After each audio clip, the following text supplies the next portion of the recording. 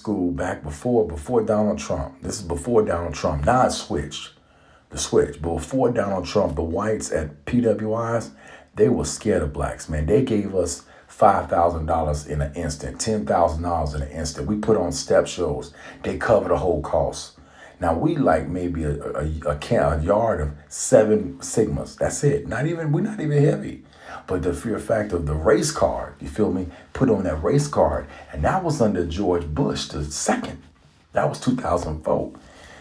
And I now go back to OU, and after Trump, as you can see, the fact is that now our chapter's no more because the blacks they're not placate no more. And it's so funny because as I'm talking to Dr. Scott, he said in the 70s, because remember the 70s was right after the civil rights murders of the great men of renown. Like four black leaders got shot. 4. A lot of people don't want to acknowledge that. You always want to talk about, black men, but 4 black men died. I don't think there was one black woman that died by a bullet. We have Medgar Evers, we have Dr. King, we have Malcolm X, and we have one more. Mitchell, the guy that went to Alabama, he got shot, but he didn't die. James Meredith, he got shot, but he didn't die. There's another one. They have Pookie Carter, Pookie. Black Panther, right? Remember Black Panthers in LA? 2 of them got shot, right? They got shot at UCLA. Yeah, UCLA. They got shot by cops. So we had lost a lot of people back in the 60s. So that we get to the 70s, my boy said he pledged Kent State. Now, if y'all don't understand what Kent State was, Kent State is the Kent State of the 68 Army shootings on the campus of Kent State. Now, I'm ROTC, I'm Army. I'm trained to shoot. I love it, right? I'm training. We train. But we never want to kill our own citizens. We train to go kill the other people, right? But that was when the riots and the civil rights war was so bad that they actually, for the first time, and I think, and then now the second time that's happened is when? January 6th. So we have Kent State, and when those people got shot by the Army Reservists, National Guard, right? And then we get January 6th where a woman is shot going through the Capitol, just like history. Again, history repeats itself. If you know your history, you can see your future. And it blows me away because Dr. Scott said, he said, being a Sigma was better at a PWI than at a HBCU. And it's right. That is, I hate to say it with all the utmost respect to my beloved HBCU brothers, NCA in North Carolina, A&T, NC State, all my Georgia State, Fort Valley, right? All my Mississippi, all my Alabama brothers, all my Deep South HBCU brothers, to my Langston University brothers of Oklahoma, to my Prairie View A&M brothers of Texas. Y'all didn't have nothing when it came to us. Y'all had to barely get money just to even have a party. Man, they gave us actual rooms, the big ballroom called the OMU Ballroom on campus. And I'm talking, this ballroom is a multi-million-dollar ballroom with security. We had security in 2004 because they were so scared that black folks would come up in there and tear the property down that I had to manage security. And so my job is taking the money and then making sure the security guys that we paid like $800 for the whole night. And it was full security guys. I mean, we're talking Oklahoma, Norman, white, right? Nobody gonna have no ride down Norman, Oklahoma, but hey, baby, the white folks say, hey, we making sure that you ain't having no, and guess what happened? Guess what happened? People from outside will come in and want to start a fight. So we Sigmas on the yard, we on the campus of Norman, we're not gonna start nothing. But it'd be somebody from Oklahoma State.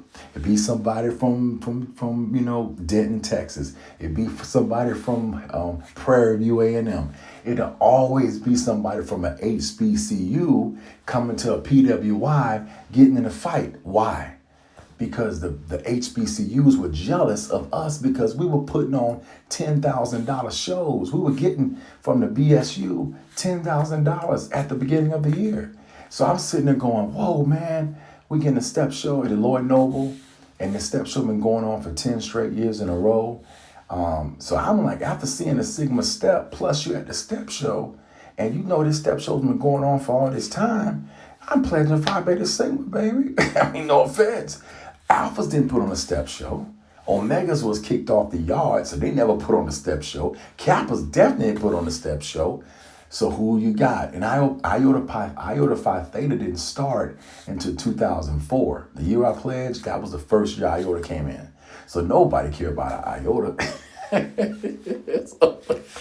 But here's the thing though, OU of Sigmas didn't start till 1982, March the 26th, 1982. So here I am, March 2005, when we crossed. So you can see the years. But the interesting thing my brother said, doctor said, was that when it came down to white schools before Trump, they placated to the HBCU sororities and fraternities. The Deltas had on an average 22 girls per line, i.e. they got 22 founders, so their line's 22, minimum 22. AKAs may have had 19, 20, right? And then of course the SG Rolls, they had like 4. And then we barely can get like 2 Zetas. I mean, once you take all the girls, it's like what you got. So so it's like, Lord, I feel bad because I didn't really meet Zetas until I left the state of Oklahoma because they're not there because the girls are all taking the AKA and the Deltas. So here I am in Georgia and I'm sitting there going, wait a minute. I can go in any place and I see a Zeta, but here's the problem. Every Zeta that we saw, sadly, and I'm not lying here because there's a lot of problems with Sigmas too. I say 50% of the Sigmas are obese and 50% of the Zetas are obese. But when you look at a Kappa, you look at an Alpha, and you look at an Omega, they don't let themselves get fat or they don't let you in the frat because it is all about your outward appearance, right? And I think I feel bad because I remember when I was at OU, I was heavy set, right? And I remember because I'm studying all day, plus mom's gone. I'm dealing with that, plus I'm trying to pass college and it's hard, plus I'm by myself, plus my brother and I ain't talking, family's disowned, all kind of stuff. I'm doing this thing alone, baby. So I realized if I can do that, I can do anything, you know what I mean?